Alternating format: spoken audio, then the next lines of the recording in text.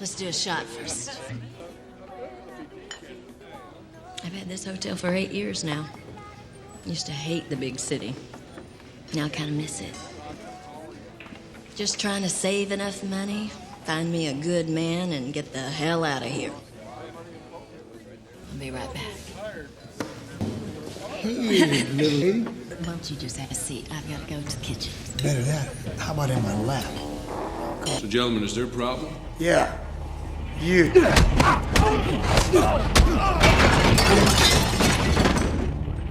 Come in. On the way here.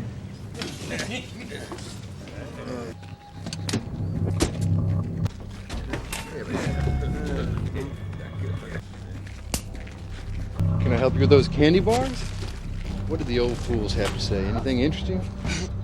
I asked you a question, little lady. Anything interesting? Yeah. Who's above your kindergarten education? Let him go. He's just fine. How'd you like to come hang out at the pool with me and the boys? We sure would love to see you in a bikini. Since when have we become child Back off, man. Keep on riding, mister. This ain't none of your business. Everything you do from now on is my business. We own this town, and the sheriff included. Stop!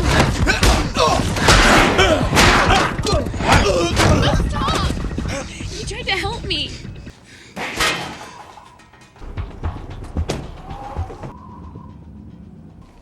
This is serious business, mister. We don't want any trouble from you. We're looking for an Indian, Billy. He was shot, and we heard he was around here somewhere. Well, I'm sorry.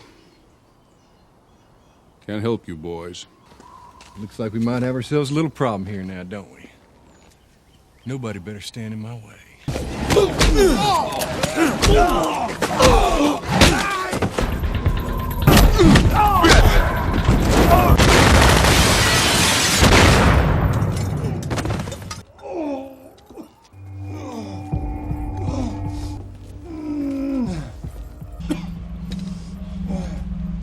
Can't be you.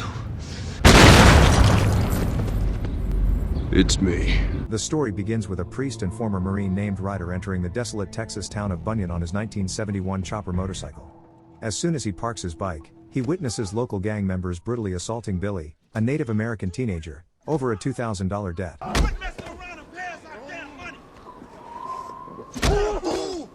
Ryder steps in and tells them to stop, but they tell him it's none of his business and order him to stay out of it. Step back.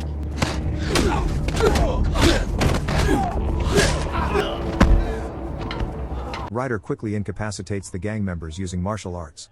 Billy expresses his gratitude and apologizes for dragging Ryder into his problems. Ryder then asks Billy for directions to the local cemetery, explaining that he has come to pay his respects to JJ, a deceased Native American man who once served alongside him in the military. At the funeral, the local people claim that JJ drowned while intoxicated, but Ryder immediately doubts the story. I guess I could say a few words. Since he's a priest and JJ was his comrade, Ryder gives a speech. The Lord brings death and makes alive. He brings down to the grave and raises up. The Lord sends poverty and wealth. He humbles, he exalts. He raises the poor from the dust and the needy from the ash heap. He seats them with princes and has them inherit a throne of honor. Amen. After the funeral, Ryder goes to JJ's father's house to offer his condolences, where he meets Nancy. She thanks him for the touching funeral speech and introduces him to her son, Junior, and her daughter, Kiowa. Did you serve together? You could say that. Soon afterward, a local gang leader named John Reno enters the house and confronts Ryder about his men he brutally defeated while saving the Native American teenager. Reno claims that he takes no offense, but still orders Ryder to leave town immediately. You said you're from up north, is that right? Boy, he's talking to you. This is a time for mourning, not fighting. Reno stops his men from escalating the situation, allowing Ryder to walk away peacefully. Before leaving, Reno tries to intimidate Nancy, warning her not to interfere with his business the way her dead brother did. Especially folks who don't mind their own business. You understand? Reno is planning to build a lucrative casino on the Native American reservation. However, he faced strong opposition from JJ, who wanted to introduce alternative community-friendly development plans that would benefit the tribe without bringing crime and corruption into the town. Later, instead of leaving town, Ryder decides to rent a room for an entire week. You must be here for the funeral. JJ was a good man. He cannot leave before uncovering the truth behind the death of his comrade. As Reno's thugs drive through town, they notice Ryder's motorcycle parked outside the hotel and immediately inform Reno that the stranger has refused to leave. Reno orders Murph to take 2 men and keep an eye on Ryder, explaining that he does not want any trouble tonight because he is expecting an important shipment and cannot afford any problems. I don't want people thinking I'm starting to lose my grip on this miserable excuse for a town. You understand? Yes, sir, boss. Later that evening, Sheriff Acema and his deputy arrive at Ryder's hotel room. The sheriff already knows that Ryder came to pay his final respects to his comrade, and he also understands that Ryder's investigation into JJ's death could ignite serious violence throughout the town. Sheriff Acema strongly advises Ryder that staying in Bunyan is extremely dangerous and that it would be better for his health to get back on his motorcycle and ride away immediately. Meanwhile, Kiowa reveals that she does not believe JJ drowned accidentally. She believes Reno had him murdered because JJ knew too much about Reno's operations and financial interests. Other tribal council members might be on Reno's side. Kiowa also suspects that several members of the tribal council may secretly be working with Reno. However, Junior warns her that even if Reno truly killed JJ, resisting him would only bring immediate violent retaliation upon their family. Council meeting's getting ready to start. During a tribal council meeting, Assistant Chief Lance, who is secretly working with Reno's construction group, pressures the council to approve Reno's state-of-the-art casino project. There is too much money on the table for this tribe to lose. I'm sorry.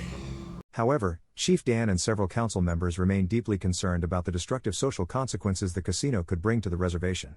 Instead of surrendering to Reno's pressure, Chief Dan decides to keep JJ's alternative community-friendly proposal under consideration rather than blindly approving Reno's project. My decision is final. Reno had expected JJ's murder to eliminate all opposition and guarantee immediate approval for his multi-million-dollar casino project. The fact that the council is still considering JJ's alternative plan threatens everything Reno has worked for. Don't worry about it, I'll take care of it. Meanwhile, Ryder finds Billy, the teenager he saved earlier. Billy reveals that Reno controls the entire town and was directly responsible for JJ's murder. They drown somebody in the river, if you know what I mean. You want some coffee? No. At the same time, Nancy visits Sheriff Acema and insists that something must be done about Reno because JJ's drowning was clearly not an accident. However, Sheriff Acema bluntly tells her that nothing can be done. He explains that the last time he tried investigating Reno, a judge immediately shut the investigation down. That's it? That's it. Don't worry about it. Mom will take care of it. Frustrated by the council's hesitation, Reno quickly resorts to intimidation and violence.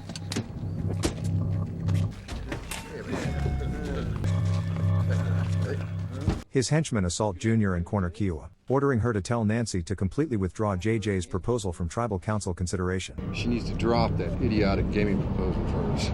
Hey, that's none of your business. Let him go.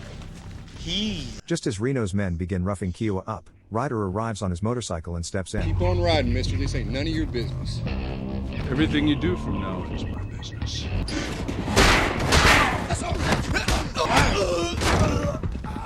He brutally beats Reno's thugs and saves the teenagers. Afterward, Ryder takes Kiowa and Junior back home, where the family invites him inside for dinner. During dinner, the still grieving white deer blames the white man's greed as the true cause behind his son's murder. The white man's evil. Alcohol, drugs, and money. Greed is the evil that killed my son. Despite his anger, White Deer feels powerless and believes the tribe is too weak to stand against Reno's criminal network. However, Ryder explains that the local community must actively drive Reno and his thugs out of their town. Junior responds by saying that once he turns 18, he plans to leave the town forever because he refuses not end up dead like JJ that night. Billy witnesses a drug deal between Reno and several Mexican traffickers. After completing the deal, Reno orders his men to murder the Mexicans and steal both the drugs and the money. Unfortunately, Murph notices Billy escaping from the scene. Reno immediately gives the order to hunt Billy down and kill him before he can talk. Billy narrowly manages to escape.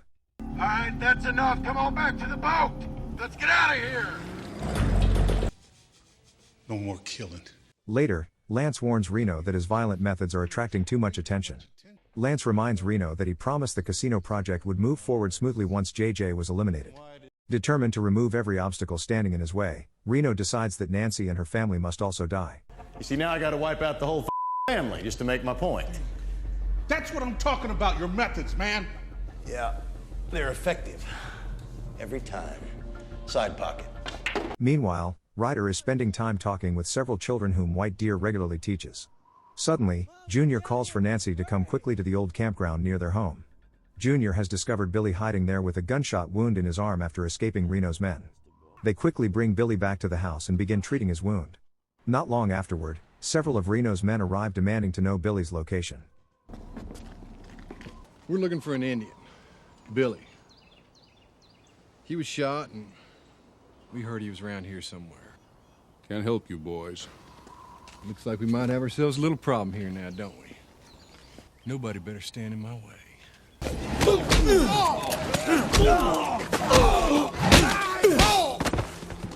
Ryder refuses to cooperate and viciously beats the men down. After disarming them, he shoots up their vehicles and orders them to leave immediately. Realizing the danger is escalating rapidly, Ryder tells White Deer to take Kiowa and Junior somewhere safe. Ryder and Nancy later find Sheriff Acoma and inform him that Reno's men shot Billy because he witnessed the drug deal. However, at that exact moment, Reno arrives and begins accusing Ryder of assaulting his men. Self-defense, as the Lord is my witness. Reno even offers Ryder a job working for him, believing Ryder's combat skills could be useful. Ryder immediately refuses the offer. One of Reno's men then attempts to attack Ryder. Ryder quickly puts him down and shoots up Reno's bar until Sheriff Acoma arrives and orders everyone to put their guns down. Just put your weapons down, or I'll put you down.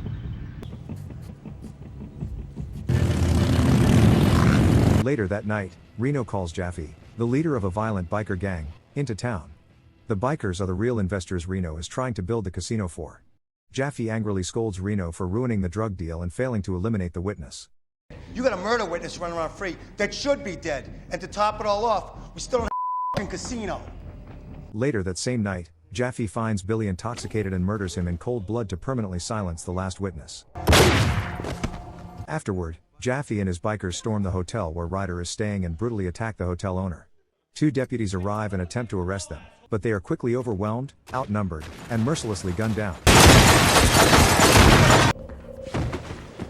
Soon, Ryder arrives in town, and Jaffe immediately spots him. Jaffe sends his bikers after Ryder, but Ryder begins hunting them down one by one, killing them in brutal fashion.